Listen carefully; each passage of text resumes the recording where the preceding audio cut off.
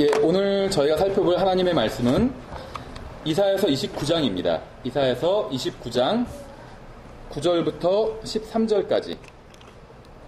이사야서 29장 9절부터 13절까지 이 말씀을 가지고 오늘 저는 성경을 읽자라는 제목으로 하나님의 말씀을 전하도록 하겠습니다. 이사야서 29장 9절부터 13절. 그래서 오늘 우리가 살펴볼 이 내용은 정말 지금까지 제가 어떻게 보면 설교했던 것 중에 가장 쉬운 내용입니다. 그래서 전혀 어려운 내용도 아니고 전혀 새로운 내용이 아니에요. 우리가 이미 잘 아는 내용입니다. 그래서 오늘 설교를 통해서 어쩌면 새롭게 무엇인가를 배우실 건 없을 수도 있어요. 다만 우리가 잊고 있었던 가장 중요한 것을 이제 리마인드하는 그러한 시간이라고 보시면 됩니다. 이사야서 29장 9절부터 13절까지 한번 제가 읽어보겠습니다. 한번 눈으로 쭉 한번 같이 따라서 보세요. 29장 9절부터 13절. 너희는 스스로 멈추며 놀랄지어다. 너희는 부르짖고 부르짖을지어다. 그들이 취하되 포도주로 취하지 아니하였으며 비틀거리되 독주로 인해 비틀거리지 아니하였나니 주께서 깊이 잠들게 하는 영을 너희에게 부어주사 너희 눈을 닫으셨으며 그분께서 대언자들과 너희의 치리자들과 선견자들을 덮으셨느니라. 모든 자들의 환상 계시가 너희에게는 봉인된 책의 말씀들 같이 되었나니 사람들이 학식 있는 자에게 그것을 건네주며 이르기를 원하건대 이것을 읽으라 하면 그가 이르기를 그것이 봉인되었으므로 내가 읽을 수 없노라 할 것이요 또 그 책을 학식 있는 없는 자에게 건네주며 이르기를 원하건대 이것을 읽으라 하면 그가 이르기를 나는 학식이 없다 하리로다. 그러므로 주께서 이르시되 이 백성이 자기 입으로는 나를 가까이하며 자기 입술로는 나를 공경하나 그들의 마음은 내게서 멀리 떠났고 그들이 사람들의 훈계로 가르침을 받아 나를 두려워하는도다. 그러니까 한마디로 말하면 하나님의 말씀을 읽으라고 하니까 핑계를 댄다는 거예요. 사람들이. 이거는 나는 배운 게 없어서 읽을 수가 없다. 그렇죠. 하고 또 많이 배운 사람들한테 읽어보라고 하니까 이건 봉인되어 있기 때문에 알 수 없다. 그래서 읽을 수가 없다. 이런 핑계를 댄다는 것이죠. 이것 외에도 우리가 하나님의 말씀을, 성경을 읽지 않는 핑계가 많이 있겠죠. 예, 그래서 오늘은 우리가 성경을 읽는 것에 대해서 살펴보도록 하겠습니다. 잠깐 기도하고 시작하겠습니다. 하나님 아버지, 오늘도 주님을 바라보며 주님 앞에 모였습니다. 저같이 부족한 자를 단위에 세우셨으니 주님께서 능력으로 온전히 채워주시기 원합니다. 제가 증언하는 이 하나님의 말씀에 복을 주셔서 이곳에 모인 사람들이 이곳에 모인 하나님의 자녀들이 그저 듣고 잊어버리는 것이 아니라 앞으로도 계속 이 말씀을 생각하면서 경고를 받을 수 있도록 도와주시기 원합니다. 제가 사람들을 기쁘게 하는 것이 아니라 하나님을 기쁘게 할 수 있도록 도와주시기 원합니다. 우리는 이 세상 사람들처럼 말하고 또 생각하고 행동하고 있습니다. 우리는 이 세상으로 가득 차서 이 세상과 일치하며 살아가고 있습니다. 하나님의 말씀으로 우리의 마음과 생각과 삶이 정결해지도록 도와주시기 원합니다. 여기에 모인 모든 사람들이 하나님의 말씀의 중요함을 알고 날마다 성경을 읽고 묵상하고 순종함으로 하나님의 뜻에 합당하게 살 수 있도록 도와주시기 원합니다. 주님의 말씀을 사랑하는 마음을 주시고 주님의 말씀의 위대함을 몸소 체험해 알게 하시고 주님의 말씀만이 영광을 받으시기 원합니다. 예수님의 이름으로 기도드렸습니다. 아멘. 우리에게 필요한 것이 무엇일까요? 무엇이 필요하냐고 물으면 사람마다 다 다른 것을 얘기할 겁니다. 나는 뭐가 필요하고 뭐가 필요하고 뭐가 필요하고 다 다른 걸 얘기할 거예요. 근데 우리에게 가장 필요한 것이 무엇일까요?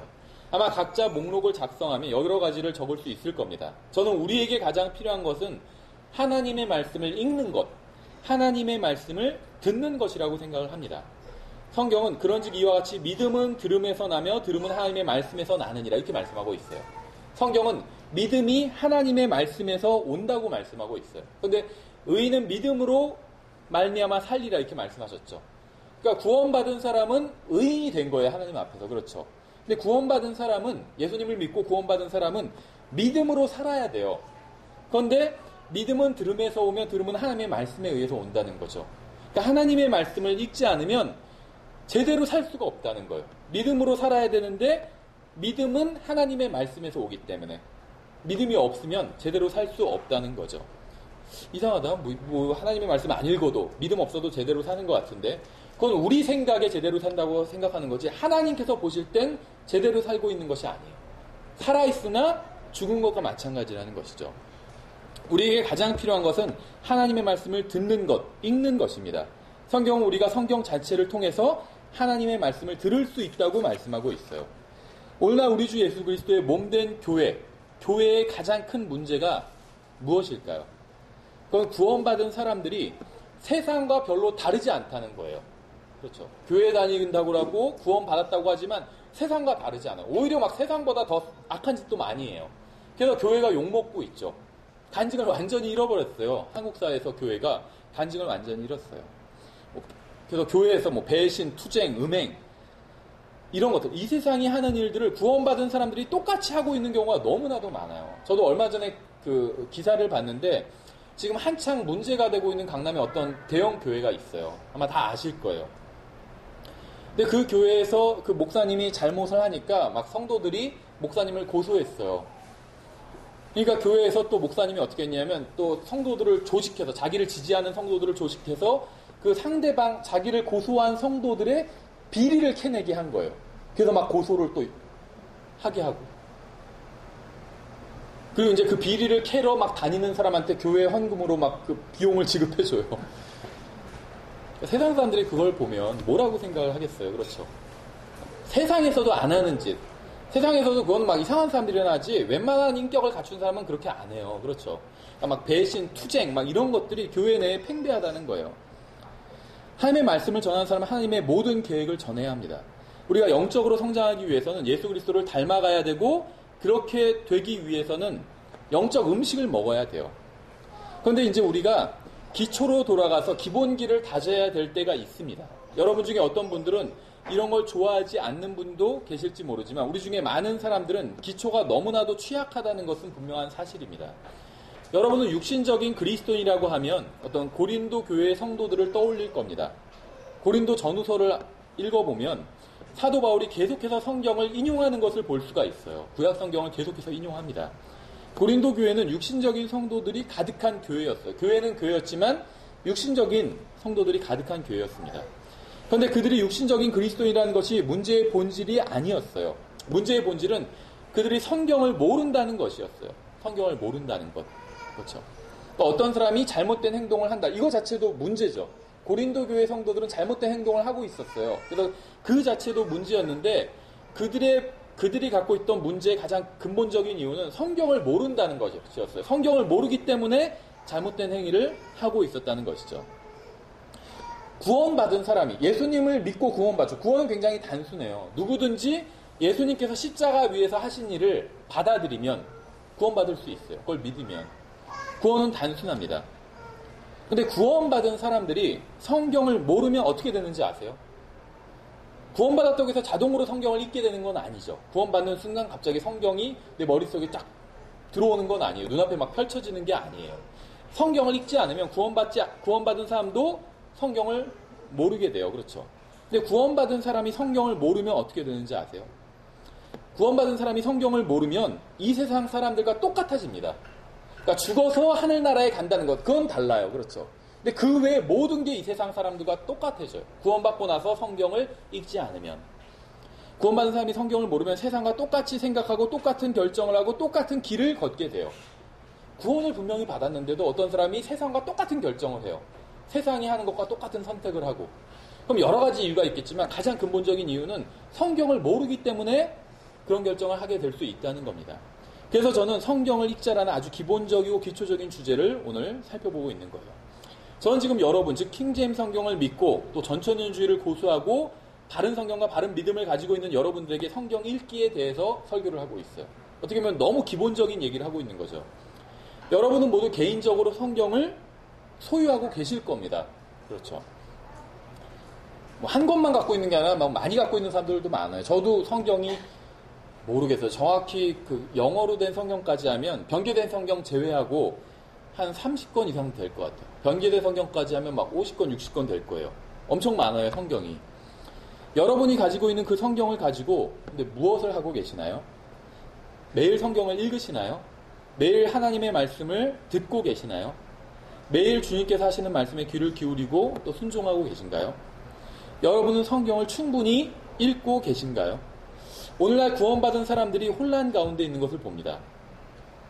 하나님의 뜻을 모르기 때문에, 하나님의 말씀을 모르기 때문에 혼란 가운데 있어요. 이걸 해야 되나? 저걸 해야 되나? 이게 하나님의 뜻일까? 전혀 그런 걸 모르고 살고 있는 거예요. 자신의 삶 속에서 하나님의 뜻이 무엇인지 몰라서 헤매고 있어요. 왜 하나님의 뜻을 모르는지 아세요? 성경을 모르기 때문에 하나님의 뜻을 모르는 거예요. 성경에 하나님의 뜻이 직접적으로 기록되어 있습니다. 많이 나와 있어요. 근데 성경을 읽지 않으면 하나님의 뜻이 무엇인지 모르고 잘못된 선택을 하게 된다는 거죠. 또 혼란 가운데 있게 된다는 겁니다. 성경을 읽지 않았기 때문에 성경을 모르는 거겠죠. 성경을 모르는 이유는 무슨 복잡한 이유가 있는 게 아니에요. 성경을 읽지 않기 때문에 성경을 모르는 거예요. 성경을 읽지 않기 때문에 성경을 모르고, 성경을 모르기 때문에 하나님의 뜻을 모르고, 하나님의 뜻을 모르기 때문에 혼란스러워하고 있고, 또 하나님의 뜻을 모르기 때문에 잘못된 일을 하는 경우가 너무나도 많다는 거죠. 이것도 그 인터넷 기사에서 본 건데, 어떤 장로교 성결교인가 할 때는 어떤 개신교 목사님이 그 수덕사에 가서 보신 적 있으세요, 뉴스? 수덕사에 가서 기와가 있잖아요. 그 기와를 거기서 훔쳤다고 나왔어요, 기사에서.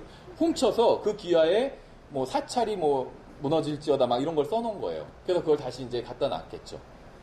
그럼 그 절에서 봤을 때 얼마나 기분 나쁘겠어요. 그렇죠. 그럼 뭐 그거 쓴다고 해서 사찰이 무너지나요? 저는 이해가 안 가더라고요. 막 사찰이 무너질지어다 막 이런 거 기도하고 막 그 앞에서 막 외치고 이런 분들이 있는데 사찰이 무너지면 안 돼요. 그럼 그 안에 있는 사람들 죽을 거 아니에요. 그럼 죽어서 지옥에 갈 거 아니에요. 왜 사찰이 무너지라고 기도하는지 모르겠어요. 건물은 아무런 문제가 없어요. 그 잘못된 걸 섬기는 사람들이 문제가 있는 거죠. 그 사람들이 주님께로 돌아와야지 왜 사찰이 무너지라고 기도하는지 모르겠어요. 성경을 모르기 때문에 잘못된 걸 하고 있는 거예요. 하나님께서는 성경 어디에서도 그런 걸 하라고 말씀하신 적이 없어요. 남의 그 사유 재산을 훔쳐다가 거기에 자기가 믿는 걸 쓰라고 그렇게 하신 적이 없어요. 복음을 전하라고 했지. 그렇죠. 저는 오늘 아주 쉬운 주제에 대해서 말씀을 전하고 있습니다. 여러분 중 어느 누구도 제가 무슨 말을 하는지 너무 어려서 못 알아듣겠다고 하는 분은 없을 거예요. 성경을 읽자 이 얘기예요. 우리 중에 삶이 엉망이 되어버린 사람들이 있습니다. 그런데 삶이 엉망이 되어버린 이유가 너무나도 단순하고 간단한 일을 하지 않았기 때문인 경우가 많아요. 바로 하나님의 말씀을 듣지 않았기 때문에 삶이 엉망이 되어버린 거예요. 저는 단순히 지금 무슨 뭐 직장을 잡지 못했다, 수입이 적다 이런 얘기를 하는 게 아니에요. 집이 무슨 뭐 경매로 날아가 버렸다 이런 얘기를 하는 게 아닙니다. 그게 세상 사람들이 봤을 땐 그게 삶이 엉망이 된 걸 수도 있어요. 근데 하나님께서 보실 땐 전혀 다르다는 거죠. 저희 어머니는 그 2005년에 이제 그 복음 집회에서 말씀을 듣고 구원을 받으셨는데 공교롭게도 그때가 저희가 가정적으로는 가장 어려울 때였어요. 그래서 저희 아버지가 사업을 하시면서 제 기억으로도 3번 크게 부도가 났었어요. 근데 그때 그 2005년에 어머니가 구원받으실 때가 저희 가정이 이제 최근 들어선 가장 경제적으로 어려웠을 때입니다. 왜냐면 구원받고 나서 이제 채 보름이 안 돼서 집에서 아예 거리로 나앉았어요. 정말 아무것도 가진 것도 없이. 세상 사람들이 보면은 삶이 엉망이 됐다 이렇게 판단을 하겠죠. 근데 하나님께서 보실 때는 저는 그렇게 보시지 않았을 거라고 믿어요. 그때 구원받았기 때문에. 그렇죠. 날마다 식사를 하지 않으면 어떻게 될까요? 며칠은 견딜 수 있을지 몰라요. 근데 얼마 지나지 않아서 몸이 엉망이 될 겁니다. 그렇죠. 저는 아직은 젊은 편이죠.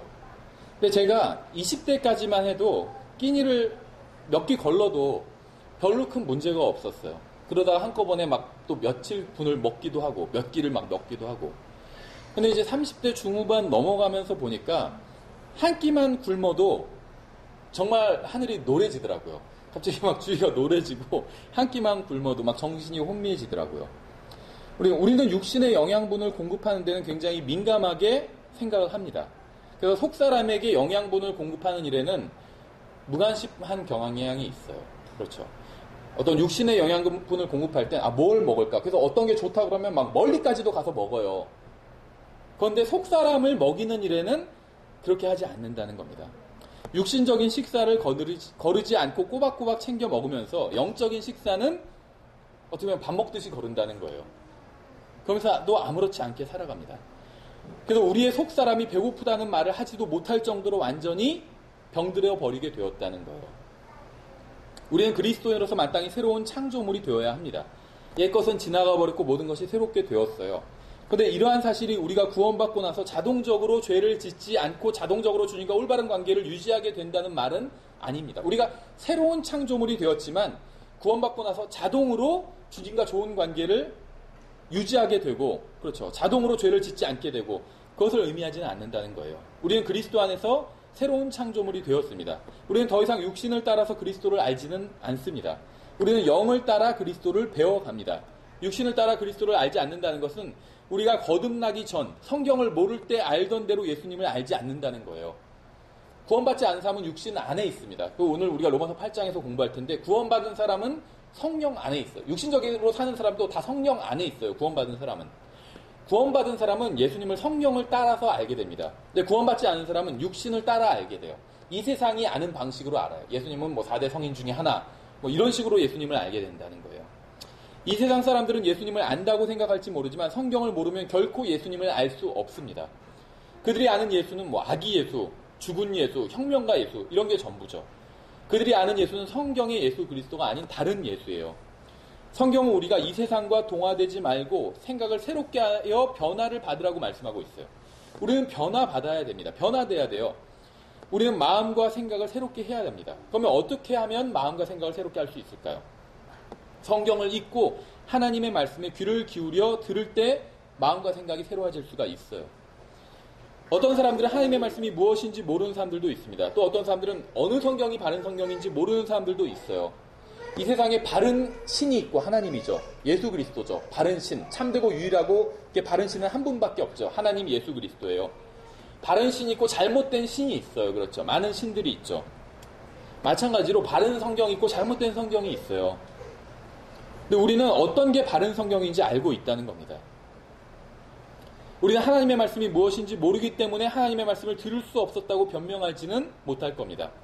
여러분은 하나님의 말씀이 무엇인지 알고 있고 하나님의 말씀을 들으려면 어떻게 해야 하는지도 알고 있어요. 하나님의 말씀을 듣기 원할 때는 그저 여러분이 가지고 있는 성경을 펴서 읽기만 하면 된다는 것이죠. 그러니까 여러분은 하나님의 말씀이 뭔지 몰랐기 때문에 내가 읽지 못했다는 핑계를 댈 수 없다는 거예요. 핑계. 그렇죠. 다니엘서 12장에서 말씀하시는 것처럼 오늘날은 그 어느 시대보다 지식이 증가하는 때입니다. 사람들은 많은 것을 알고 있지만 성경은 여전히 사람들에게 봉인되어 있어요. 알 수 없다는 거예요. 성경을. 봉인되어 있다는 것은 닫혀 있어서 그 내용을 알 수 없다는 겁니다. 그렇죠. 어떤 봉인해놨다. 그럼 그건 닫혀 있다는 거잖아요. 구원받지 않은 이 세상 사람들에게 있어서 성경은 알 수 없는 책이에요. 봉인된 책이에요. 왜냐하면 그 사람들은 성경을 읽지 않기 때문에 그렇다는 거예요. 근데 불행하게도 구원받은 하나님의 자녀들에게도 성경은 알 수 없는 책이에요. 구원받지 않은 사람은 성경을 알 수 없습니다. 그런데 구원받은 사람은 성경을 알 수 있는데도 불구하고 현실적으로는 알 수 없는 책이 되어버렸다는 거예요. 성경이. 원인은 같아요. 성경을 읽지 않기 때문에 성경을 모른다는 거예요. 여기에 모인 우리의 문제는 어느 성경이 바른 성경인지 모르는 게 아닙니다. 우리는 어느 성경이 바른 성경이고 어느 성경이 그렇지 않은 성경인지를 알고 있어요. 우리는 킹제임스 성경이 바른 성경이라는 사실을 알고 있습니다. 우리의 문제는 성경이 하나님의 말씀인지 의심하는 데 있는 것도 아닙니다. 우리는 성경이 하나님의 말씀이라는 걸 또 다 믿어요. 그렇죠. 제가 아는 한 여기에 모인 대부분의 사람들은 성경이 하나님의 말씀이라는 사실을 믿고 있어요. 근데 왜 성경을 읽지 않는지 아세요? 어쩌면 역설적이게도 성경이 하나님의 말씀이라는 사실을 믿고 있기 때문에 성경을 읽지 않는 것인지도 모르겠습니다. 하나님께서 여러분의 모든 행위와 마음과 삶 전체를 알고 계실까요? 모든 일상생활을 다 알고 계실까요? 하나님께서? 정말 전능한 하나님이 계시다면 우리에 대해서 속속들이 다 알고 계실까요? 주님께서 나에 대한 모든 것을 알고 계신다면 내가 성경을 읽을 때 나의 삶에 대해서 어떤 말씀을 하실 수가 있으시겠죠. 그렇죠. 어떤 말씀을 읽을 때 주님께서 그 말씀이 저에게 적당하다면 더 특별히 그 말씀이 저에게 다가올 수 있도록 인도해 주시겠죠. 성령님을 통해서 역사해 주시겠죠. 우리가 하나님의 말씀을 읽는다면 우리의 삶의 어떤 부분은 변화되어야 한다는 것을 우리는 알 수 있습니다. 어쩌면 우리는 이러한 사실을 알기 때문에 성경을 읽지 않는 것일 수도 있어요. 무슨 말이냐면 성경에 너무 영향을 받을까봐 읽지 않는 것일 수 있다는 거예요. 많은 그리스도인들이 성경을 읽지 않고 있습니다. 그래서 성경이 잘 팔리는 책이 아니에요. 성경을 읽지 않아요. 사람들이 성경을 가지고는 다닌지 몰라도 성경을 잘 읽진 않아요. 성경을 믿지 않기 때문에 읽지 않는 것이 아니라 성경을 믿기 때문에 읽지 않는 사람도 있어요. 성경을 읽으면 그 말씀에 찔림을 받고 경고를 받아 자신의 삶을 변화시켜야 하거나 죄를 포기해야 될지 모르기 때문에 성경을 읽지 않는 사람도 있다는 거예요. 성경은 굉장히 깨끗한 거울과 같습니다. 우리가 가까이 가면 가까이 갈수록 우리 자신을 적나라하게 볼 수 있어요. 그래서 우리는 성경을 읽으며 우리 자신을 비춰보기를 두려워하고 있는지도 모른다는 겁니다. 그러므로 저는 여기에 모인 우리는 성경에 대한 불신이 문제가 아니라, 다 성경을 믿어요, 대부분. 그렇죠. 성경에 대한 믿음이 문제가 아닌가, 이런 생각을 해봤습니다. 우리는 하나님의 말씀은 능력이 있는 순수한 말씀이라고 믿어요. 그래서 그 순수한 말씀에 우리의 더러운 마음을 비춰보기를, 그러니까 두려워서 성경을 자주 펴지 않는 경우도 있다는 거예요. 여기까지 정리하면 이렇습니다. 우리는 하나님의 말씀이 무엇인지 모르는 게 문제가 아니라 하나님의 말씀이 무엇인지 알고 있고 믿고 있어요. 우리 어떤 성경이 바른 성경인지도 알고 있습니다. 우리의 문제는 무엇이 하나님의 말씀이고 무엇이 성경인지 알면서도 그 성경을 가지고 있으면서도 성경을 읽지 않는다는 게 우리의 문제라는 것이요. 신명기 17장에서 이런 말씀이 있어요. 왕들에게 하신 말씀인데 17장 18절 19절에 그가 자기 왕국의 왕자에 앉거든, 왕에 대한 말씀이죠. 그는 자기를 위해 레위 사람 제사장을 옆에 있는 그것에서, 레위 사람 제사장들 앞에 있는 그것에서 이 율법을 책으로 한 권 필사하여, 성경이죠, 평생토록 자기 곁에 두고 그 안의 것을 읽어서 주 자기 하나님 두려워하기를 배우며 이 율법의 모든 말과 이 법규를 지키고 행할 것이니라. 한마디로 말하면 왕이 되면 성경을 한 권 가지고 이제 있으면서 이 말씀을 읽고 또 하나님을 두려워하는 걸 배우고 또 이 말씀대로 살라는 그런 말씀이겠죠. 이건 이스라엘 백성이 나중에 가나안에 정착해서 왕을 세우게 되었을 때 그 왕에 대한 경고의 말씀입니다.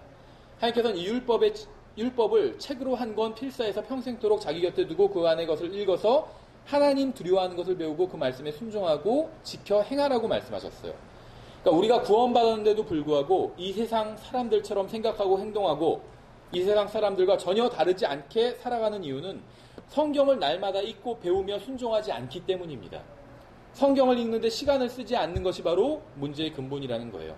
우리는 지금 구원받지 못해서 지옥에 가는 사람들 이야기를 하고 있는 것이 아니라 구원받은 사람들 얘기를 하고 있는 거예요. 여기 지금 이 자리에 앉아있는 우리 중에는 하나님의 말씀인 성경을 거의 읽지 않는 사람도 있을 겁니다. 우리가 성경을 왜 날마다 읽어야 하는지 아세요? 그것은 우리가 더러운 마음과 더러운 생각으로 물들어 있기 때문이에요. 우리는 마귀와 세상과 우리 자신의 옛사람으로부터 날마다 더러운 생각을 공급을 받아요.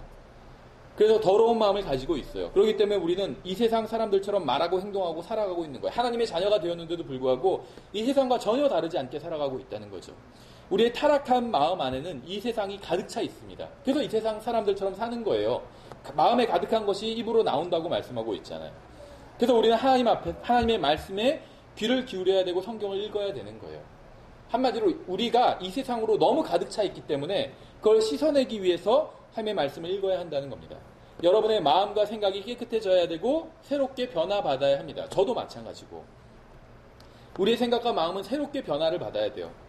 우리의 마음에 하나님의 말씀이 충만하다면 우리는 변화받을 수 있습니다. 베드로후서 3장 2절에선 우리말에선 이렇게 되어 있는 부분이 있어요.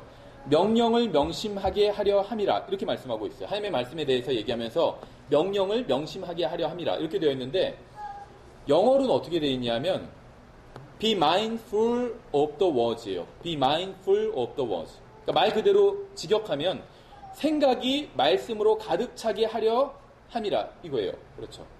생각이 말씀으로 가득 차면 어떻게 되는지 아세요? 생각이 말씀으로 가득 차면 어떻게 될까요? 생각이 깨끗해져요. 마음이 말씀으로 가득 차면 어떻게 되는지 아세요? 마음이 하나님의 말씀으로 가득 차면 마음이 깨끗해져요. 우리의 삶이 하나님의 말씀으로 가득 차면 어떻게 되는지 아세요? 우리의 삶이 깨끗해져요. 돈을 많이 벌게 되고 이거는 아니에요. 깨끗해져요.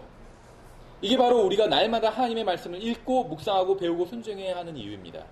우리가 성경을 펴서 읽고 이 말씀에 순종하면 이 말씀이 우리의 더러운 생각과 마음을 깨끗하게 해주고 우리를 변화시켜줘요. 저는 이것이 날마다 필요합니다. 저는 날마다 방 청소를 하지는 않아요. 그래서 그렇게 방이 제가 볼 땐 지저분하지는 않아요. 뭔가 많이 쌓여있긴 하지만. 근데 이제 며칠에 한 번씩은 닦아줘요. 근데 이런 생각을 해봅니다. 방은 며칠에 한 번이라도 닦아주고 있는데 내 마음은 닦아주고 있는지, 날마다 하나님의 말씀으로 청소하지 않으면 금방 더러워지고 냄새가 나게 됩니다. 우리의 마음도. 아마 여러분 중에는 저의 육신적인 언행으로 상처를 받은 분이 있을지도 모르겠어요. 뭐 여러분 가운데 아직 없다 할지라도 어딘가에 있을 수도 있어요. 그렇죠. 아직 우리가 교회를 한 지가 2달뿐이 안 되니까. 근데 나중에 10년이 지나고 나면 돌이켜보면, 아, 그때 그 이유진 형제님 때문에, 목사님 때문에 상처를 받았다, 이런 분이 나올 수 있을 겁니다. 충분히. 만약에 여러분이 저로 인해서 상처를 받게 된다면 그 날은 제가 하나님의 말씀으로 마음을 깨끗하게 청소하지 못했기 때문에 육신이 튀어나와서 상처를 받게 된 거예요. 그래서 저는 매일 하나님의 말씀으로 저의 생각과 마음을 씻어야 됩니다. 여러분도 마찬가지고. 여러분은 날마다 성경을 읽어야 합니다. 여기서 날마다 성경을 읽어야 한다는 말은 한 줄만 읽으면 된다, 이런 말이 아니에요. 날마다 성경을 읽어야 돼. 충분히 읽어야 돼요. 충분히. 그렇다면 얼마나 충분히 읽어야 될까요? 이건 사람마다 차이가 날 수 있어요. 날마다 밥을 충분히 먹어야 되지만 그 양은 사람마다 다 다르기 때문에, 날마다 밥을 먹는데 한 숟가락만 먹는 사람은 없잖아요. 먹는데 충분히 먹어요. 그렇죠. 허기지지 않도록 충분히 밥을 먹습니다. 마찬가지로 성경도 그렇게 읽어야 된다는 거예요. 이건 개인마다 다 달라요. 그렇죠. 저는 여러분 개개인이 하루에 몇 시간씩 성경을 읽어야 하는지는 모릅니다. 하루에 얼마나 성경을 읽어야 되는지도 몰라요. 또 얼마나 성경을 읽어야지 영적인 생명을 유지할 수 있는 건지도, 그건 각 사람마다 다 다릅니다. 근데 한 가지 분명한 사실은 아마 여러분 각자가 생각하는 것보다는 더 많이 읽어야 될 거예요. 여러분은 성경을 지속적으로 읽고 반복해서 읽어야 합니다. 킹제임스 성경을 믿는다고 하는 사람 중에서도 성경을 사랑한다고 고백하는 사람들이 많이 있어요. 근데 여러분은 성경을 사랑하시나요? 한번 생각해 보세요. 나는 성경을 사랑하는지. 여러분은 성경을 사랑하시나요? 그렇다면 하루에 몇 장씩 읽으시나요? 성경을 사랑하신다면. 성경은 1189장으로 이루어져 있죠. 1189장. 그리고 31,102구절로 되어 있어요. 짝수로 되어 있어요. 그래서 정 가운데 있는 구절이 없어요. 성경은 짝수로 되어 있기 때문에. 성경은 장은 1189장으로 되어 있어요. 그래서 하루에 성경을 한 장씩 읽으면 성경을 다 읽는데 4년 정도가 걸립니다. 만약 여러분이 어떤 사람을 사랑한다고 하면서 4년에 한 번씩 만난다면 어떻게 될까요? 4년에 한 번씩 만나러 오면 상대방이 자신을 사랑한다고 생각할까요? 아니면 여러분이 아주 좋아하는 것이 있는데 그것을 4년에 한 번씩 한다면 그걸 다른 사람은 좋아한다고 생각을 할까요? 생각해 보세요. 저는 회를 좋아해요. 근데 저는 회를 너무 좋아해서 4년에 한 번씩 회를 먹어요. 그러면 듣는 사람이 저 사람 정말 회를 좋아하는구나, 이렇게 생각할까요? 아니면 별로 안 좋아하는 것 같은데? 이렇게 생각할까요? 그래서 회를 좋아해서 사실은 회를 이제 혼자 먹기가 번거로우니까 이제 초밥이라도 먹는데 자매 몰래 나가서 먹을 때도 많아요. 솔직히 얘기하면. 네. 좋아하기 때문에 보고 싶은 거예요, 회가. 좋아한다고 해서 뭐 1년에 한 번씩 먹는다면 그건 좋아하는 게 아니에요. 그렇죠. 몰래라도 나가서 먹는 게 좋아하는 거예요. 4년이란 주기가 그렇게 짧은 게 아니에요. 그렇죠. 생각해보세요. 결혼하신 형제님들이 자매님들한테 4년에 한 번씩 사랑한다고 말해보세요. 어떻게 되는지. 어떤 분은 그건 자주 하는 건데 난 10년에 한 번도 안 하는데, 이렇게 하시는 분이 있을지 모르지만 4년에 한 번씩 사랑한다고 하면 자주 하는 게 아니에요. 그렇죠. 우리가 하나님의 말씀을 날마다 읽어야 합니다. 왜냐하면 우리의 마음과 생각을 날마다 깨끗하게 씻어야 하기 때문에. 그렇다면 매일 성경을 읽는데 하루에 어느 정도씩 읽어야 될까요? 앞서 말씀드린 것처럼 이건 각 사람마다 다 달라요. 그런데 분명한 사실은 하루에 3, 40분씩 성경을 읽는 것은 그렇게 많이 사실 읽는 것은 아니라는 겁니다. 성경을 아주 천천히 읽어도 한 장을 읽는데 보통 4분에서 5분이 걸립니다. 그래서 10장을 읽어도 40분 정도가 넘지 않아요. 이게 시간 낭비인가요? 하루에 40분씩 성경을 읽는 게 과도한 걸까요? 하루에 40분씩, 10장씩 성경을 읽으면 1년에 2번 읽게 됩니다. 창세기부터 계시록까지 1년에 2번 읽게 되는 거예요. 만일 느리게 읽는 분이라면 하루에 30분씩만 읽어도 성경을 1년에 한 번은 읽게 됩니다. 시간이 없어서 작년에 성경을 한 번도 못 읽었다. 이거는 사실은 변명이에요. 변명. 그렇죠. 핑계. 예전에 기가 막힌 핑계를 드린 적이 있는데, 뭐 성경 읽기에 관한 건 아닌데, 저희 매형이 해준 얘기인데, 이제 시골에서 자라다 보니까, 이제 시골에서 자란 사람들의 공통적인 특징이 뭐가 있냐면, 그 농사일 하는 걸 굉장히 싫어하더라고요. 그러니까 부모님이 계속 불러요, 정말. 학교 끝나고 집에 들어오면 계속 농사 반매라고 막 부르고. 그래서 어렸을 땐 놀고 싶잖아요. 그래서 그 농사를 짓는 게 너무 싫었대요. 근데 이제 보통 서울 애들은 뭐 하기 싫은 걸 시킬 때 꾀병을 부리잖아요. 꾀병. 갑자기 막 아프다 그러고. 근데 시골에서 뭐라고 하냐면 꾀똥이라고 그래요. 꾀똥. 농사를 지러 오는데 똥 마렵다고 자꾸 도망가는 거예요. 그러면 잡을 수가 없잖아요. 똥 마렵고 도망가니까. 진짜 마려운지 아닌지 모르니까. 그래서 어렸을 때 꾀똥을 많이 넣었다고 그러더라고요. 그래서 똥 마렵다고 너 지금 꾀똥이지? 어머니가 그러셨대요. 핑계를 많이 대요. 그렇죠. 시간이 없어서 못 읽는다, 성경을. 대부분의 경우에 시간이 없어서 성경을 못 읽는 사람은 없어요. 저를 포함해서 사실. 시간이 없어서 성경을 못 읽었다고 하면 그건 하나님의 말씀을 읽지 않은 것에 아는 죄에 거짓말을 한 죄를 하나 더 추가하는 것입니다. 정말 30분도 시간을 낼 수 없는 사람은 없어요. 아침에 15분, 또 저녁에 15분 이렇게만 해도 평균적으로 1년에 성경을 2번 읽어요. 그러니까 시간이 없어서 성경을 읽지 못했다고 다른 사람은 속일 수 있지만 하나님은 속일 수 없다는 거죠. 30분간 성경을 읽는 것은 최소한을 말씀드린 겁니다. 이게 왜 최소한인 줄 아세요? 저도 가만히 생각해 봤어요. 성경을 읽는 최대한의 시간, 그건 각자마다 다르겠죠. 근데 최소한의 시간은 한 30분 정도라고 생각해요.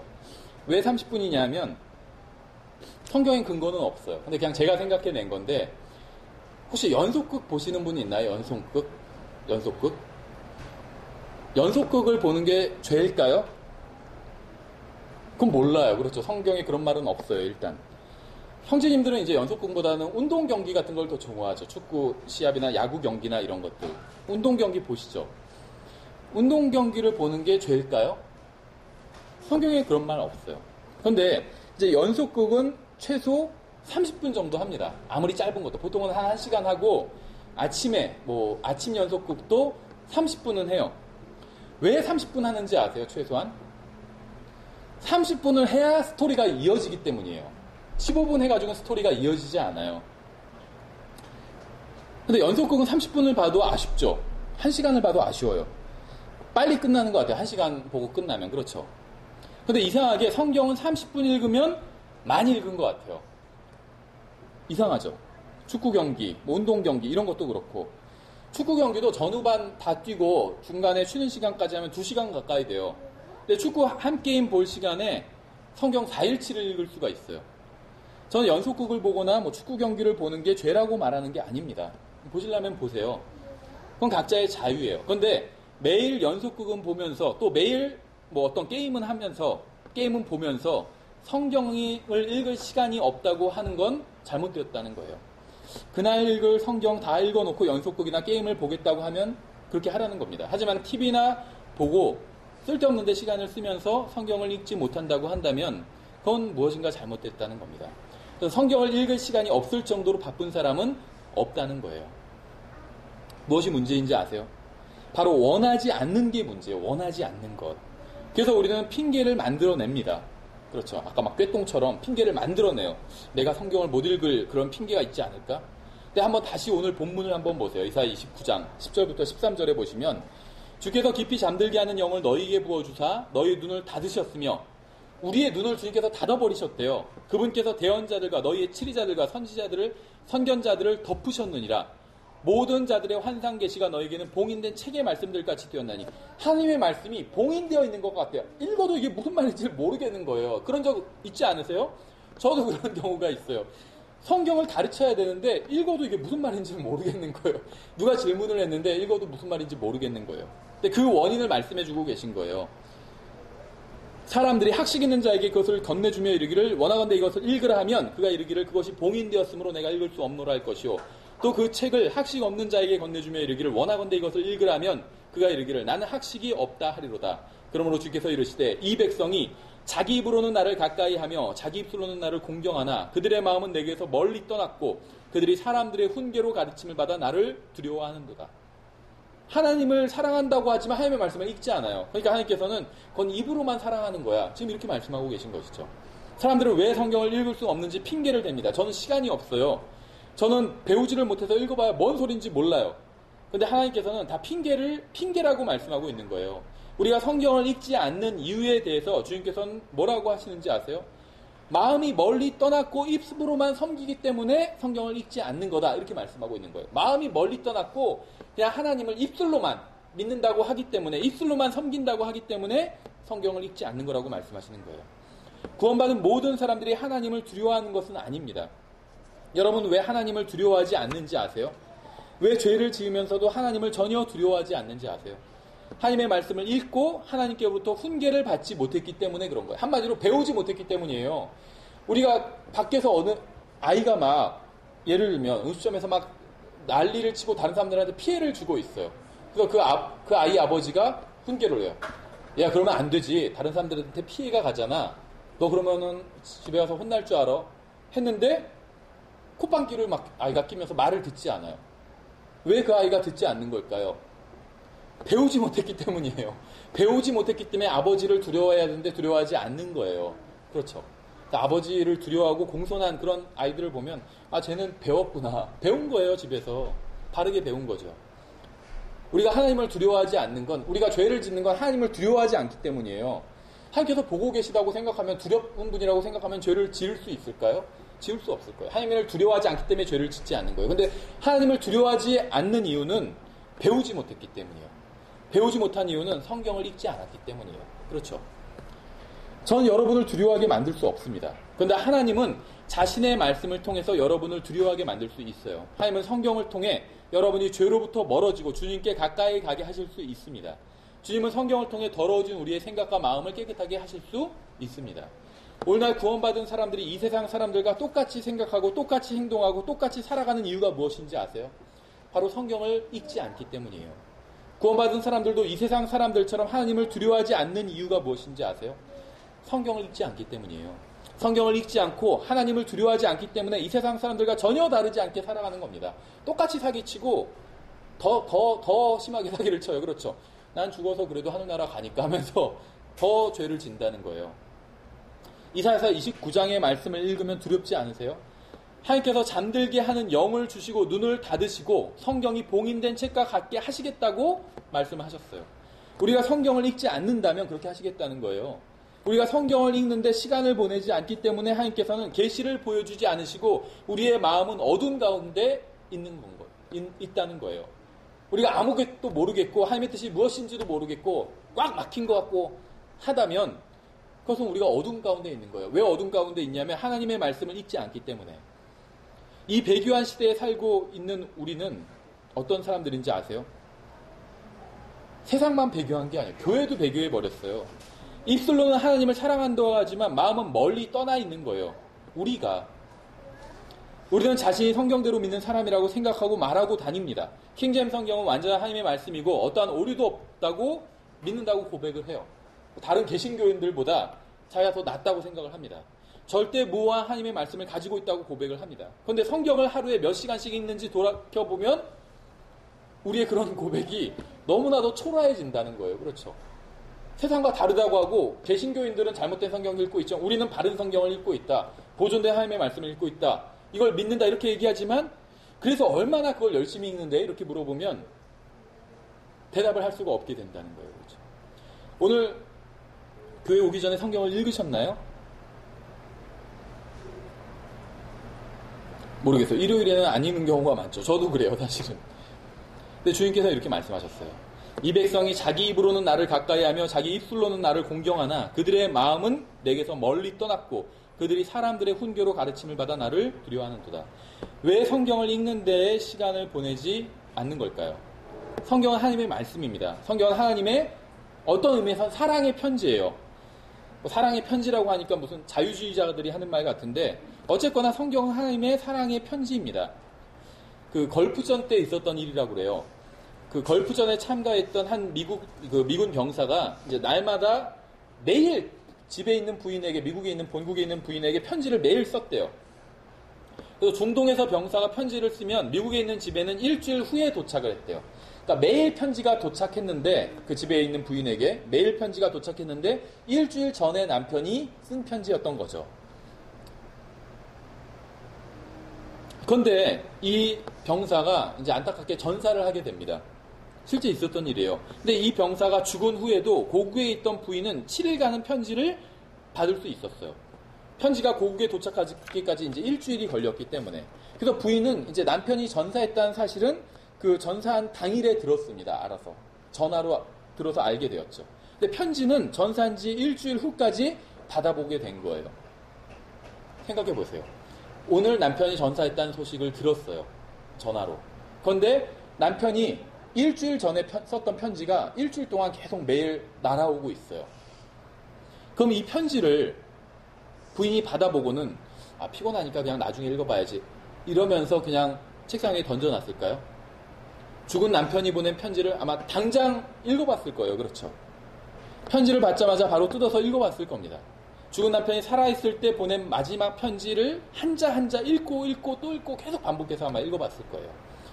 우리를 죽기까지 사랑해서 자신의 목숨을 내어주신 예수 그리스도께서는 부활하시고 하늘로 올라가셨습니다.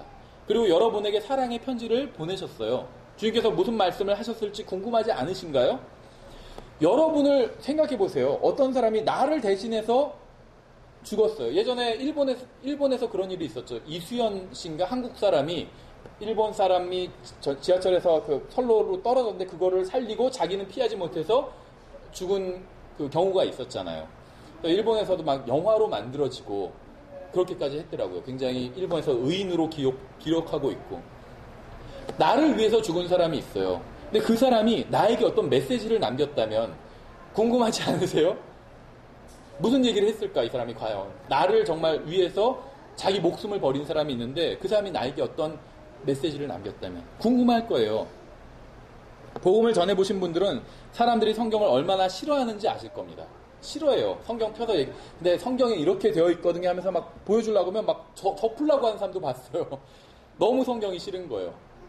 듣기 싫다고 그냥 막 성경을 피려고 하는데 막 덮어요, 제 손을. 성경이 싫은 거예요. 성경을 싫어하고 무시하고 증오합니다, 이 세상 사람들은. 성경이 이렇게 되어 있다고 하면 그건 너희나 믿는 거지. 성경이 맞는지 어떻게 알아? 그게 정말 하나님의 말씀인지 어떻게 알아? 그것보다 하나님이 있는지 어떻게 알아?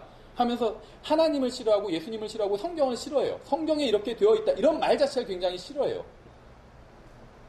그래서 구원받지 않은 사람들은 성경을 싫어합니다. 근데 그 사람들이 성경을 싫어해서 어떻게 하는지 아세요? 성경을 읽지 않아요. 성경은 싫지만 한번 읽어봐야지 하면서 막 읽는 사람 거의 없어요. 안 읽어요. 보기도 싫어해요. 말도 꺼내지 말라고 그래요. 읽지를 않아요. 그래서. 그런데 하나님을 사랑하고 성경을 사랑한다고 고백하는 우리가 성경을 읽지 않는다면 이 사람들과 뭐가 다른 걸까요? 이 사람들은 하나님을 싫어하고 성경도 싫어해요. 그래서 성경을 읽지 않아요. 근데 우리는 하나님도 믿고 성경도 믿고 하나님도 사랑하고 성경도 사랑해요. 그런데 성경을 읽지 않아요. 그럼 뭐가 다른 걸까요? 그렇죠. 그죠? 뭐가 다르냐고 묻고 있잖아요. 그래서 뭐냐고. 결과적으로 같은 거예요. 하나님을 사랑한다고 하면서 성경을 읽지 않는 거다, 하나님을 싫어하면서 성경을 읽지 않는 거다, 결과적으로 성경을 읽지 않으면 같다는 거예요. 그 사람들이 연속극을 볼 때 우리도 똑같이 연속극을 보고, 그 사람들이 게임을 즐길 때 우리도 똑같이 게임을 즐기고, 그 사람들이 성경을 읽지 않을 때 우리도 성경을 똑같이 읽지 않는다면 그 사람들이 성경을 싫어한다고 말할 때 우리는 성경을 사랑한다고 말할 수 있을까요? 그럼 의아하게 여기겠죠. 너 나랑 똑같은 짓 하면서 성경을 사랑하는데 무슨 말이야? 이러겠죠.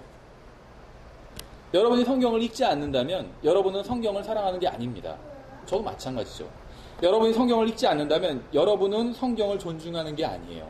성경은 거룩한 말씀입니다. 거룩하신 분이 주셨기 때문에 거룩한 말씀이고, 읽는 자를 거룩하게 하기 때문에 거룩한 말씀이에요. 성경에는 음행한 이야기도 나와요. 이 세상의 어떤 통속 소설에 나오는 어떤 음란한 영화에 나올 만한 그런 이야기가 나와요. 근데 그렇죠. 다윗이 음행한 이야기가 나오잖아요. 어떤 아름다운 여자가 막 목욕하는 것을 보고 그런 장면이 다 나와요, 성경에. 근데 그거를 읽고 음욕을 품게 만들진 않아요. 왜냐하면 성경은 거룩한 책이기 때문에. 음란한 이야기가 나오지만 그 음란한 이야기를 읽고 음욕이 생기는 게 아니라 거룩해져요. 성경은 그래서 거룩한 책인 거예요. 아침에 일어나서 성경을 읽지 않고 나온 이유가 무엇인지 아세요? 성경을 읽지 않는 이유가 무엇인지 아세요? 간단해요. 성경을 존중하지 않기 때문입니다. 시간이 없어서도 아니고 피곤해서도 아니에요. 아침 7시에 대통령이 집 앞에 와 있다고 하면 피곤하니까 그냥 가라고 하겠어요? 그러지 않겠죠. 근데 성경이 아침 7시에 자신을 읽으라고 하면 시간이 없으니까 다음에 오라고 합니다. 제가 그래요. 성경을 존중하지 않는 거예요. 어떻게 보면 성경을 잡상인 취급하는 거예요. 알았어. 그러니까 다음에 오세요. 그러는 거예요. 성경이 나 좀 읽어봐 하는데. 성경을 읽지 않으면 무슨 변명을 하든지 상관없이 성경을 사랑하는 게 아닙니다. 난 시간이 없어서 읽지 못했어요. 변명이에요. 구원받은 많은 사람들이 성경을 읽지 않습니다. 그게 바로 이 세상과 구원받은 사람이 전혀 다르지 않은 이유예요. 이 세상은 하나님을 대적합니다. 그런데 성경을 읽지 않는 구원받은 사람들도 세상과 더불어 하나님을 대적하고 있어요. 불행한 일이죠. 그런데 이러한 불행한 일이 우리들 가운데, 예수 그리스도의 피로 구원받은 우리들 가운데 나의 삶 속에서도 일어나고 있다는 것은 정말 더 불행한 일입니다. 성경을 읽지 않으면 성경을 사랑한다고 말하면 안 됩니다. 성경을 읽지 않는 이유는 성경을 사랑하지 않기 때문이기 때문에, 말이 좀 이상하네, 때문이기 때문에. 저는 구원받은 지 얼마 되지 않았을 때 하나님께서 나를 아프리카 오지의 선교사로 보내시면 어떡하나 이런 고민을 한 적이 있어요. 아마 여러분 중에도 그런 비슷한 고민을 하신 적이 있을 겁니다. 하나님께서 부모를 선택할래, 성경을 선택할래 라고 물으신다면 어떻게 하지? 이런 고민. 성경을 선택하면 부모님을 죽인다고 하면 어떻게 하시겠어요? 하나님께서 성경을 선택할래, 아내를 선택하려고 하면 어떻게 하시겠어요? 그런 고민 해보신 적 없으세요? 형제님들, 하나님께서 성경을 선택할래, 아내를 선택할래 이러면 어떻게 하시겠어요? 지금은 대답을 할 수가 없죠. 자매님들 옆에 계신 분들은. 성경을 선택할래, 남편을 선택할래 라고 물으시면 어떻게 하시겠어요? 그런데 거의 확실한 게 있어요. 거의 확실한 것. 우리 중 대부분의 사람들에겐 하나님께서 이런 질문을 절대 하지 않으실 겁니다. 왜냐하면 질문을 하나님께서도 할 만한 사람에게 이런 질문을 하시는 거예요. 하나님께서는 아내냐 성경이냐 이런 어려운 질문 우리에게 절대 하지 않으실 거예요. 왜냐하면 우리는 그것보다 훨씬 쉬운 문제도 풀지 못하기 때문에, 그것보다 훨씬 작은 문제에서도 성경을 선택하지 않으니까. 우리는 아내나 남편은 고사하고 연속극이나 어떤 운동 경기와 성경 중 택하라고 해도 연속극을 선택해요. 아내냐 성경이냐, 아니면 네 아브라함에게 하신 것처럼 네 하나뿐인 네 아들이냐 성경이냐, 무엇을 넌 택하겠냐, 이런 거 묻지도 않으신다는 거예요. 연속극이냐 성경이냐 이런 거 물으신다는 거예요. 그래도 우리는 뭐라고 대답하면 연속극이라고 대답한다는 거예요. 주님께서 우리의 마음속에 우리가 연속극을 보려고 그럴 때 주님께서는 우리가 성경을 읽지 않은 날이에요. 근데 연속극을 보려고 할 때 주님께서 아마 우리 마음속에 이런 질문을 던지실 겁니다. 지금 저 연속극을 선택할래? 아니면 하나님과 교제를 나누고 하나님의 말씀을 듣는 것을 선택할래? 그럼 우리는 뭐라고 대답하는지 아세요? 예? 주님 지금 농담하세요? 아니 다른 것도 아니고 제가 저 연속극을 재방송까지 챙겨보는 걸 아시면서 지금 그런 말씀 하시는 건가요? 지금은 저 연속극이 중요하니까 하나님의 말씀은 나중에 시간 있을 때 들어볼 테니까 주님께서는 저 TV 보는 거 방해하지 마시고 좀 어디 들어가 계세요. 이런 식으로 대답한다는 거예요. 이렇게 말을 하진 않아도 마음이 그렇다는 거예요. 우리가 작은 것에도 신실하지 않은데 주님께서 큰 것을 맡기시겠습니까? 우리가 작은 시험도 이겨내지 못하는데 주님께서 큰 시험을 주시겠습니까? 성경보다 TV 30분 보는 걸 택하는데 무슨 말을 할 수 있겠어요? 연속극이 먼저고 휴식이 다음이고 운동도 해야 되고 낮잠도 자야 되고 수다도 떨어야 되잖아요. 성경은 항상 그 다음이에요. 성경이 두 번째도 아니에요. 아내 다음에 성경을 사랑한다 이런 것도 아니에요. 23번째 57번째 사랑하는 것, 이런 식으로 된다는 거예요. 성경이. 우리는 말로는 하나님을 사랑한다고 하고 성경이 하나님의 말씀이라는 사실을 믿는다고 하지만 실제로는 성경에 별 관심을 갖지 않고 성경을 전혀 성경으로 존중하지 않습니다. 그래서 우리의 마음과 생각은 깨끗하지 못하고 우리의 마음은 세상으로 가득 차 있고 우리의 삶은 엉망이 되어버리는 거예요. 사도 바울은 내가 이럴 때까지 읽는 것과 권면하는 것과 교리의 마음을 쏟으라고 권면했습니다. 성경을 읽는 것에 마음을 쏟으래요. 대언자 이사야도 너희는 주의 책을 찾아 읽어보라 이렇게 말씀하고 있어요. 이러한 권면에 귀를 기울이지 않는 것이 바로 우리의 문제입니다. 우리는 이 세상 사람들과 전혀 다르지 않고 하나님께 전혀 영광을 돌리지 못하는 삶을 살고 있어요. 이제는 성경을 읽어야 될 때입니다. 이제는 성경을 날마다 열심히 읽어야 돼요. 시편 기자는 이렇게 고백했습니다. 주의 말씀들이 들어오면 빛을 주며 이 빛이 단순한 자에게 명철을 주나이다. 주님의 말씀이 들어오면 빛을 준대요. 그리고 단순하다는 건 멍청하다는 거예요. 단순한 자에게 명철을 준대요. 명철. 멍청한 자에게 명철을 주는 거예요. 여러분 앞길이 캄캄할 때가 있죠. 주의 말씀이 들어가지 않아서 캄캄한 거예요. 내가 주의 말씀에 들어가지 않고 주님의 말씀도 나에게 들어오지 않아서 캄캄한 겁니다. 성경을 읽지 않기 때문에 캄캄한 거예요. 시편에 또 이런 말씀도 있어요. 청년이 무엇으로 자기 길을 깨끗하게 하리이까? 주의 말씀에 따라 자기 길을 조심함으로 하리이다. 성경을 읽어야 합니다. 그러나 성경을 그저 읽는 것만으로는 충분하지 않아요. 여러분의 모든 것이 성경 앞에 드러나야 됩니다. 성경을 그저 쭉 4번 읽는 것보다 그 말씀에 따라 자기 길을 조심하면서 2번 읽는 게 훨씬 더 낫다는 거예요. 성경을 읽는 이유는 횟수를 채우기 위함이 아니라 성경을 이해하기 위함입니다. 성경에는 귀가 있어도 듣지 못하고 눈이 있어도 보지 못한다는 표현이 나와요.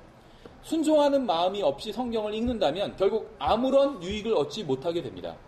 성경을 읽으면서 한 번에 모든 것을 이해할 수는 없어요. 그렇지만 말씀에 순종하는 자세로 읽는다면 그때 필요한 마음만큼은 이해할 수 있게 되고 이것이 쌓이다 보면 나중에는 많은 것을 이해할 수 있게 된다는 겁니다. 전 성경을 읽는 것을 강조했지만 그렇다고 해서 그저 횟수만 채우기 위해서 읽는 것을 독려하는 것은 아닙니다. 여러분이 누군가에게 이야기를 할 때 상대방이 여러분의 말을 듣지 않고 다른 생각을 하고 있다면 어떠시겠어요? 누군가에게 열심히 말하고 있는데 듣지 않아요, 그 사람은. 그 다른 생각을 하고 있어요. 그럼 여러분 기분이 어떠시겠어요? 여러분이 말을 하고 있는데 상대방은 그 말을 듣지 않고 그냥 딴 생각을 하고 있어요. 지금처럼. 얘기하는데 딴 생각하고 있어요. 근데 우리가 성경을 읽을 때 하나님께서도 이런 기분일 때가 많다는 생각을 저는 합니다. 우리가 성경을 읽고 그 읽은 것을 통해 하나님께서 말씀을 하실 때 우리가 집중하지 않고 다른 생각을 한다면 우리는 결코 유익을 얻을 수 없습니다.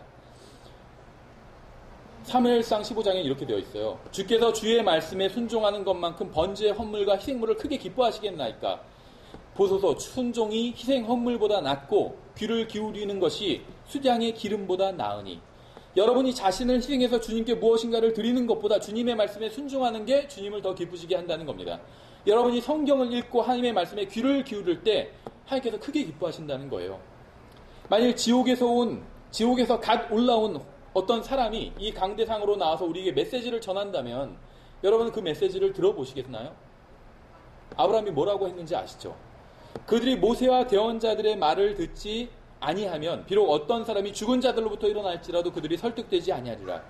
여러분이 성경이 말씀하시는 것을 듣지 않는다면 지옥에서 방금 올라온 사람이 있다 할지라도 그 말을 듣지 않는다는 겁니다. 성경은 빛이 되고 등불이 됩니다. 주의 말씀은 내 발의 등불이요 내 길의 빛이니이다. 양들은 빛이 없으면 밤에 다닐 수가 없어요. 넘어지기도 하고 길을 잃기도 합니다. 성경은 여러분이 넘어지지 않고 길을 잃지 않도록 인도해 줍니다. 성경은 여러분의 빛이고 등불이기 때문에. 제가 정확히 그 몇 년도인지는 기억이 나지 않는데 1990년대 초반에 그 미국 동북부 지역에 광범위하게 전기가 나간 적이 있어요. 특히 이제 뉴욕이 가장 심했는데 뉴욕이 그래서 완전히 흑암에 빠지고 대혼란에 빠진 적이 있었습니다. 1990년대 초에요. 사람들이 훔치고 죽이고 다른 사람을 폭행했어요. 불이 완전히 나갔어요, 밤에. 그러니까 막 사람들이 뛰어나와가지고 그냥 그 상점 다 약탈하고 폭행하고 다 그랬어요. CCTV도 다 없고 다 불이 완전히 나갔으니까. 전기가 나간 며칠 동안 범죄가 완전히 급격하게 급증을 했습니다. 왜 그런지 아세요? 빛이 없었기 때문에. 어두우니까, 빛이 없으니까 범죄가 급증한 거예요. 여러분 중에 혹시 인생이 혼란과 혼돈과 반복되는 죄로 신음하는 분이 있습니까? 왜 그런 일이 여러분의 인생에 생겼는지 그 이유를 아세요? 빛이 꺼져버렸기 때문이에요, 인생에. 내 안에서 빛이 꺼져버렸기 때문에 죄악과 혼돈만 남은 거예요. 그 빛을 여러분이 스스로 꺼버린 거예요. 그리고 빛이 꺼져버린 상태로 살고 있는 거예요. 아마 빛이 꺼져버린 지 일주일이 지난 사람도 있을 거예요. 아마 한 달이나 아니면 1년 혹은 몇 년 동안 빛이 꺼져버린 채 살아온 사람도 있을 겁니다. 왜 무엇을 해야 하는지 모르고 하나님의 뜻이 어디에 있는지 모르는지 아세요? 빛이 꺼져버렸기 때문에. 여러분 안에 있는 그 빛을 여러분이 스스로 꺼버렸기 때문에. 그래서 깜깜한 상태에 있는 거예요. 사람들이 주님께 찾아올 때마다 주님께서는 너희가 읽어보지 못하였느냐 이렇게 물으시는 게 복음서에 많이 나오죠. 사람들은 문제를 가지고 찾아온 것인데 주님께서는 답이 이미 기록되어 있다는 거예요. 그렇죠. 그러니까 그 사람들은 하나님의 말씀을 구약 성경이었지만 믿지 않았기 때문에, 읽지 않았기 때문에 빛이 꺼진 채로 살아온 거예요. 그래서 문제만 있고 답이 무엇인지 모르고 있었던 거예요. 그래서 주님께 문제를 가지고 나왔어요. 답을 알려달라고. 그러니까 주님께서 뭐라고 하셨죠? 아, 그건 이거다. 이렇게 하신 게 아니라 너희가 읽어보지 못하였느냐 이렇게 말씀하신 거예요. 답이 있는데 왜 읽지 않느냐는 거예요. 만약에 주님께 우리가 어떤 문제를 가지고 나아가면 주님께서도 동일한 말씀을 하실 거라고 생각해요. 너희가 읽어보지 못하였느냐. 답이 우리가 가지고 있는 성경에, 그것도 우리가 여러 권 같이 가지고 있는 이 성경에 답이 다 기록되어 있다는 거예요. 우리가 우리 자신으로 가득 차 있기 때문에 하나님의 뜻을 모르고 있는 겁니다. 우리가 하나님의 말씀에 귀를 기울이지 않기 때문에 우리는 우리 자신으로 가득 차 있는 거예요. 우리의 인생은 성경에 대한 태도로 결정이 됩니다. 신명기 32장에 이런 말씀이 있어요. 모세가 이 모든 말씀을 온 이스라엘에게 말하기를 마치고 그들에게 이르되 내가 이날 너희 가운데서 증언한 모든 말을 너희 마음에 두고 너희 자녀들에게 명령하여 이 율법의 모든 말씀을 지켜 행하게 하라. 그것이 너희의 생명이므로 너희에게 헛된 것이 아니니라. 47절에. 성경은 이 말씀이 우리의 생명이라고 말씀하고 있어요. 이 말씀은 저의 생명이고 여러분의 생명입니다. 우리가 그걸 모르고 있을 뿐이에요. 우리는 돈이 생명이라고 생각해요. 그렇죠? 근데 성경은 그렇지 않대요. 하나님의 말씀이 우리의 생명이래요. 성경이 여러분의 삶을 조금 더 낫게 만드는 게 아니라 여러분의 삶과 생명 그 자체라는 겁니다. 하나님의 말씀에 순종한 삶만이, 순종한 인생만이 주님께 인정받을 수 있기 때문에 우리의 인생 중 하나님의 말씀에 순종하지 않은 삶은 하나님 앞에서 계수되지 못할 거예요. 인정받지 못할 거예요. 성경을 모르는 인생은 헛된 인생입니다. 아무리 돈을 많이 벌고 아무리 큰 성공을 거둔다 할지라도 하나님 앞에서 다 없어져 버릴 헛된 인생이라는 거예요. 성경을 모르는 인생은. 구원받았든 구원받지 못했든 간에 상관없이. 하나님 없이, 성경 없이 사는 인생은 헛된 인생이에요. 왜냐하면 인생의 의미를 모르기 때문에. 45년 동안 하루도 쉬지 않고 열심히 일하다가 은퇴한 다음날 죽은 사람에 대한 이야기를 들어본 적이 있어요. 그 사람이 하나님도 없고 성경도 모르는 사람이었다면 얼마나 허무하겠어요. 그렇죠. 은퇴한, 이제는 조금 쉬려고 하는데 은퇴한 다음날 죽었으니까. 인생은 성경이 없으면 허무할 따름입니다. 아무런 목적도 없고 쓸모도 없고 남는 것도 없는 것이 인생이에요. 성경도 없고 하나님도 없다면 여러분은 성경을 읽고 하나님의 말씀에 귀를 기울여야 돼요. 그래서 인생의 의미를 찾아야 돼요. 마지막으로 한 가지 예화를 말씀드리고 설교를 마치겠습니다. 여러분 아마 조지 뮬러라는 이름을 들어보신 적이 있을 거예요. 보통 기도의 사람으로 많이 알려져 있습니다. 그래서 기도의 사람, 이라고 알려져 있고, 이 조지 뮬러가 응답받은 기도가 몇 개나 되는지 아세요? 응답받은 기도 제목이? 5만 개라고 알려져 있어요. 5만 개. 500개만 해도 많을 텐데, 여러분 한번 지금까지 응답받은 기도 제목을 한번 써보세요. 500개가 아니라 50개를 채우기도 쉽지 않을 거예요. 근데 5만 개의 기도가 응답받았대요. 조지 뮬러는 19세기에 살았던 사람인데 고아원을 운영했습니다. 수천 명의 고아들을 먹여 살렸어요. 그는 고아원을 통해서 하나님께서 살아계시다는 사실을 간증하길 원했습니다. 그래서 조지 뮬러는 부자도 아니었고 부자들에게 기부를 부탁하지도 않았어요. 내가 고아들을 수천 명 기르니까 돈 좀 기부해 주세요. 이런 거 하지 않았다는 거예요. 수천 명의 고아들을 돌보기 위해서 오직 믿음으로 고아들을 돌본 거예요. 구약 성경에 보니까 고아들을 돌보는 게 하나님의 뜻이란 걸 알았어요. 그러니까 하나님의 뜻이면 하나님께서 다 채워주실 거라고 믿었습니다. 그래서 다른 사람들한테 광고를 안 했어요. 근데 조지 뮬러도 사역 초기에는 기도응답을 받지 못했다고 합니다. 수천 명의 고아들을 키우면서 얼마나 필요가 많이 있었겠어요. 그래서 얼마나 또 기도 제목이 많이 있었겠어요. 그래서 조지 뮬러는 새벽에 일어나자마자 기도로 하루를 시작했다고 그래요. 기도 제목이 너무 많기 때문에, 자기의 책임이 너무 많기 때문에. 그런데 그의 기도가 응답받지 못한 경우가 허다했다는 거예요. 이렇게 선한 일을 하는 사람도 기도가 응답받지 못한 경우가 허다했다는 거예요. 나중에 조지 뮬러는 기도가 응답받는 비결을 깨닫게 됩니다. 그는 일어나자마자 기도를 하지 않고 이제 성경을 읽기 시작한 거예요. 처음에는 일어나자마자 기도를 했대요.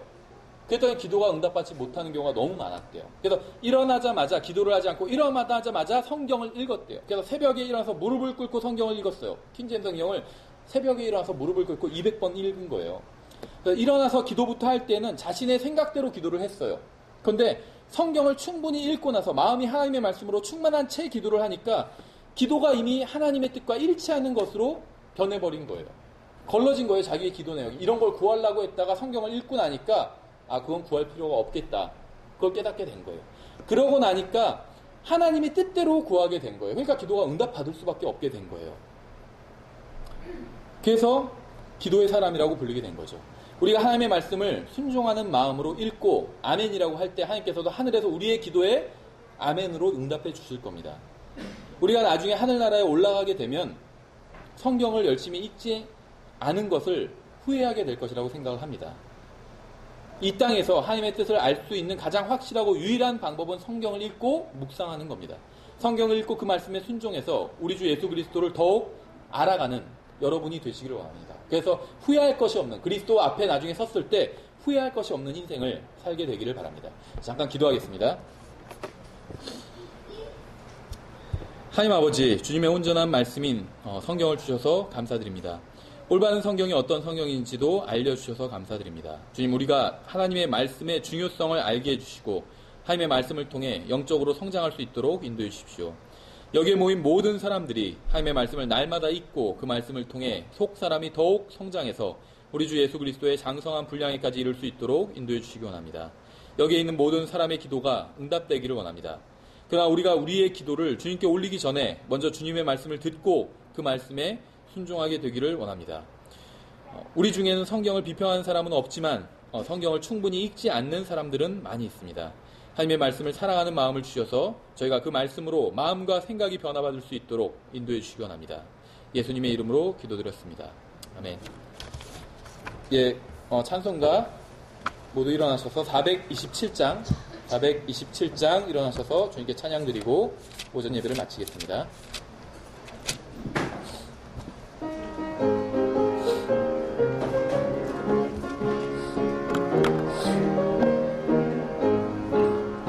내가 매일 기쁘게 순례의 길 행함은 주의 팔이 나를 안보하니요. 내가 주의 근복을 받는 참된 비결은 주의 영이 함께함이라. 성령이 계시네, 할렐루야 함께하시네. 좁은 길을 걸으며 밤낮 기뻐하는 것 주의 영이 함께함이라. 전에 죄에 빠져서 평안함이 없을 때 예수 십자가의 공로 힘입어 그 발 아래 엎드려 참된 평화 얻음은 주의 영이 함께함이라.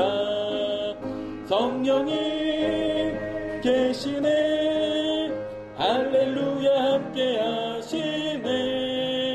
좁은 길을 걸으며 밤낮 기뻐하는 것 주의 영이 함께함이라. 나와 동행하시고 모든 염려하시니 나는 숲의 새와 같이 기쁘다. 내가 기쁜 마음으로 주의 뜻을 행하는 주의 영이 함께함이라. 성령이 계시네, 할렐루야 함께하시네. 좁은 길을 걸으며 밤낮 기뻐하는 것 주의 영이 함께함이라. 세상 모든 정욕과 나의 모든 욕망은 십자가에 이미 못을 박았네. 어두운 밤이 지나고 무거운 짐 벗으니 주의 영이 함께함이라. 성령이 계시네, 할렐루야 함께하시네. 좁은 길을 걸으며 밤낮 기뻐하는 것 주의 영이 함께함이라. 아멘. 네, 오전 예배 마쳤습니다.